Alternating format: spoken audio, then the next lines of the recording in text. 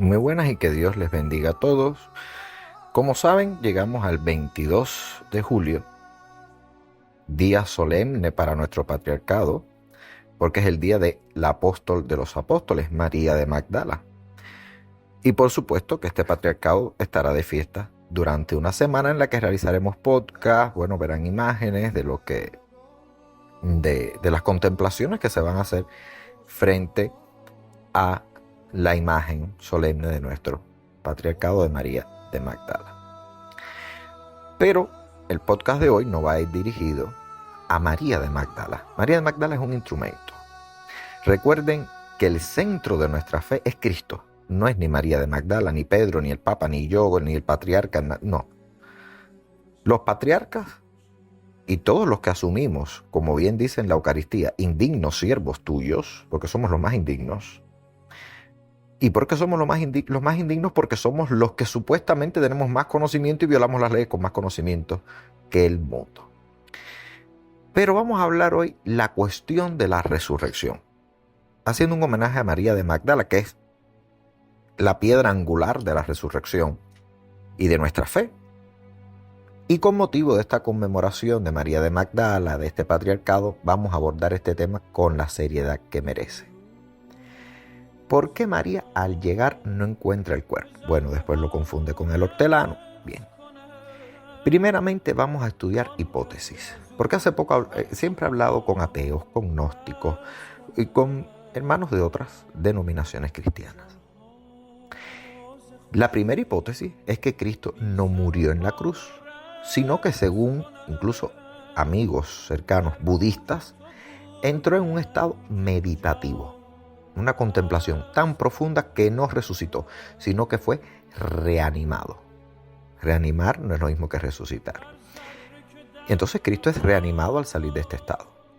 Parecería una locura, ¿verdad? Pero si ustedes buscan en la literatura médica, existen cosas verdaderamente asombrosas que suceden bajo estados de conciencia muy elevados. Esa es una hipótesis a tener en cuenta, se explica perfectamente. Ya en su agonía se entrega por completo al Padre en una meditación muy elevada. Miren al monje Bonzo en Vietnam, busquen y vean el vídeo que es muy interesante. Este monje, para darles un pequeño adelanto, se quemó vivo, sentado en la posición de loto y no movió ni un músculo, mientras el cuerpo era consumido por las llamas.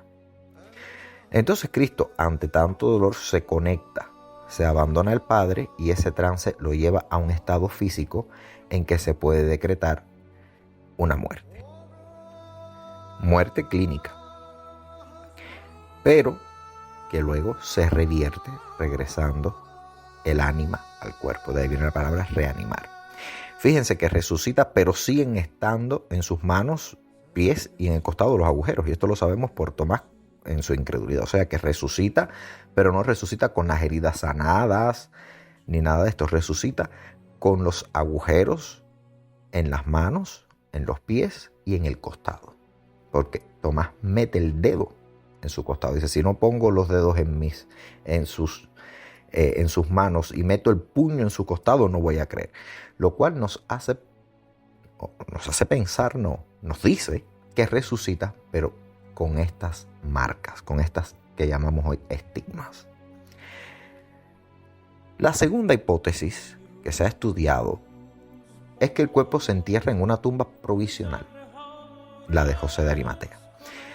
Pero luego puede que algunos discípulos sobornaran a los guardias y se llevaran el cuerpo a una tumba familiar como es la costumbre.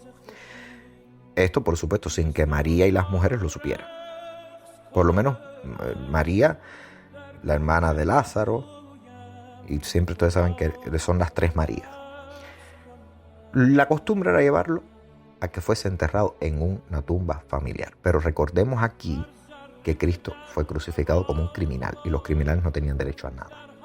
Pero bueno, José de Arimatea convence a Pilato y Pilato le entrega el cuerpo, lo cual nos hace pensar que pudo haber estado en la tumba, y para otros dicen, bueno, sí estuvo en esa tumba, pero lo sacan después de Shabbat y lo llevan a una tumba familiar.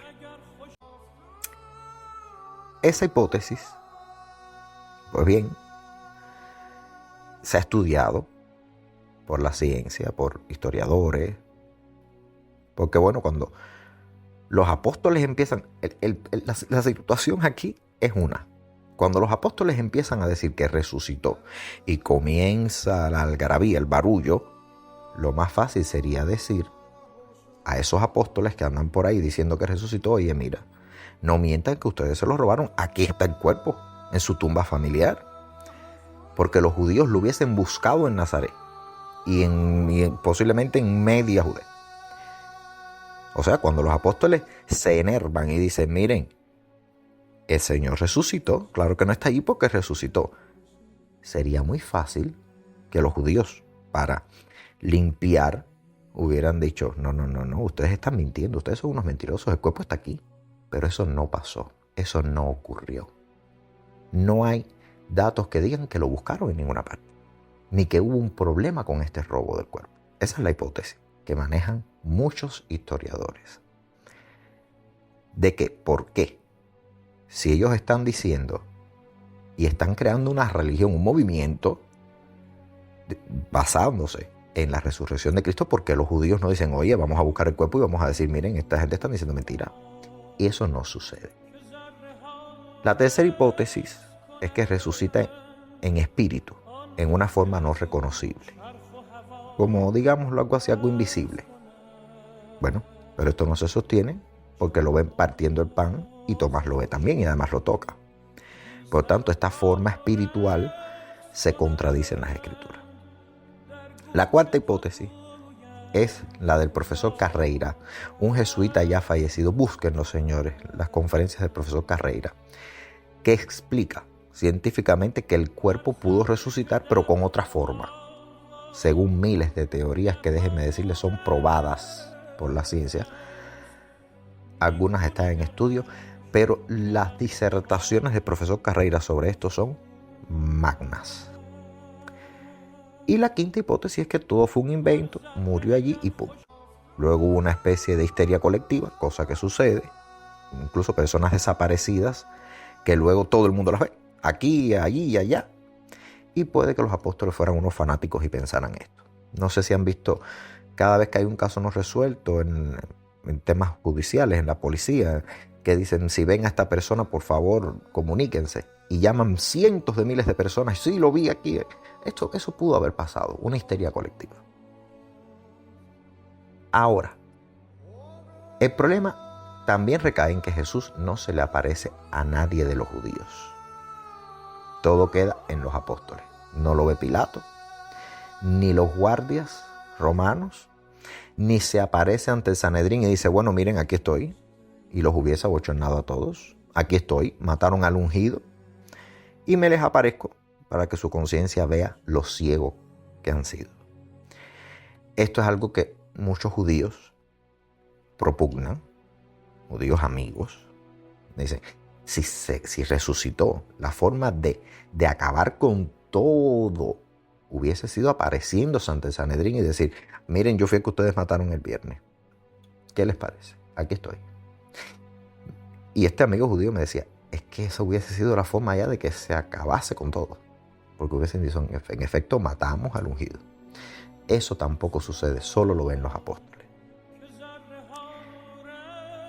En el Evangelio apócrifo de Felipe, Felipe dice: claro que no murió y resucitó, eso no pasó, sino que resucitó y luego murió. Parece una adivinanza, ¿verdad? Pero puede tener miles de interpretaciones. Pero el Evangelio apócrifo de Felipe dice: no, Cristo resucitó y después murió. ¿Cómo va a morir y después va a resucitar? Fíjense, Felipe, el Evangelio apócrifo de Felipe. A los apócrifos hay que prestarle mucha atención, se van a volver a hacer estudios. Hay muchos que se contrastan y están con un peso bastante sólido. Entonces, la iglesia basó su creencia en esto que les comentaba de la resurrección, cuando otras no le veían a esto un gran problema. Es decir, que al principio no todos eran cristianos resurreccionistas, sino que había de todo. Y en tal sentido yo debo decirles algo. ¿Importa la resurrección física de Jesús? ¿Y si mañana nos dicen que encontraron sus huesos? ¿Dejaremos de ser buenos y de seguirle? Y vuelvo a hacer un símil. Miren, los budistas creen que Buda murió, pero no solo esto, testimonios lo afirman. Le dio un dolor estomacal, parece ser que fue una gastroenteritis muy severa por un alimento en mal estado, la versión oficial es esa. Bueno, se recuesta a la sombra de un árbol, da su última enseñanza y muere. Toman el cuerpo de Buda, lo incineran, conforme a la tradición, ya luego contra su voluntad, porque lo que quería era que las cenizas las esparcieran al río, pero para prevenir un enfrentamiento entre los distintos reyes, porque todo el mundo quería un pedazo de Buda, bueno, pues se reparten estas reliquias. Pero nadie duda que Buda murió y que fue incinerado. Y sin embargo, ahí está el budismo, sorprendiéndonos cada día y haciendo bien, porque mal no hace. Entonces, ¿por qué? Si los budistas han podido cargar con esto de forma milenaria, ¿por qué los cristianos entonces necesitamos esa resurrección del cuerpo? ¿Por qué lo tenemos a veces como el centro de la fe? Y yo siempre he dicho, bueno, pues porque amamos tanto nuestro cuerpo, este mundo, amamos tanto este mundo, las cosas materiales que nos parecen imposibles ser reducidos a nada. Queremos resucitar y volver a comprarnos el coche, la casa, viajar, ganar dinero. Entonces, mire usted, yo creo que Dios vive, pero sobre todo creo en la seguridad al 100% en que parte de la muerte de Jesús, el sentido, el por qué Jesús muere, es para que esta vida tuviese sentido, para que fuésemos felices y demos valor al amor para cambiar. Y solo cuando el hombre sea un sujeto de amor, entonces se podrá ver el paraíso. ¿Qué paraíso? El de esta tierra. El de vivir sin guerra ni violencia, en paz y unidos. Mire, solo por ese propósito soy cristiano. Y quisiera que ustedes lo fuesen en estas fechas en que María nos anuncia ese cambio interior, ese renacer. Resucitemos, muramos a lo negativo y resucitemos en verdad a la alegría y a la felicidad. Y si esa resurrección usted la hace bien, le va a importar poco qué pasa después de. No me importa lo que pasa mañana, porque lo que importa es el hoy. Y eso nos lo enseñó Cristo. Esa es la enseñanza de Cristo. Cristo no hizo más, y vamos a hablar luego del Mesías en esta semana, porque Cristo creía que no era arengar tropas, creía que el cambio tenía que venir de dentro, el cambio social, el cambio entre hermanos. Nos hizo ver a todos como hermanos, nos sacó de la incredulidad, nos sacó del polvo, nos sacó de la nada y nos hizo hijos de Dios. Entonces, cuando ustedes empiecen en estas cuestiones de resurrección, piensen y digan, ¿realmente me interesa tanto la resurrección? ¿O a qué resurrección nos llamó Cristo? Cuando nos dice que a veces estamos muertos ya. Cuando tomamos la Biblia y la leemos y vemos muchos evangelios, nos damos cuenta de que Cristo nos está hablando como si estuviésemos muertos. Por eso dice, nos resucitarán. Claro que no vamos a resucitar. Si seguimos siendo como somos, claro que vamos a tener esa famosa muerte eterna. Por lo pronto, felices festividades de María de Magdala. Desde aquí les envío mi bendición en nombre del Padre, del Hijo y del Espíritu Santo. Amén. Que Dios los bendiga siempre.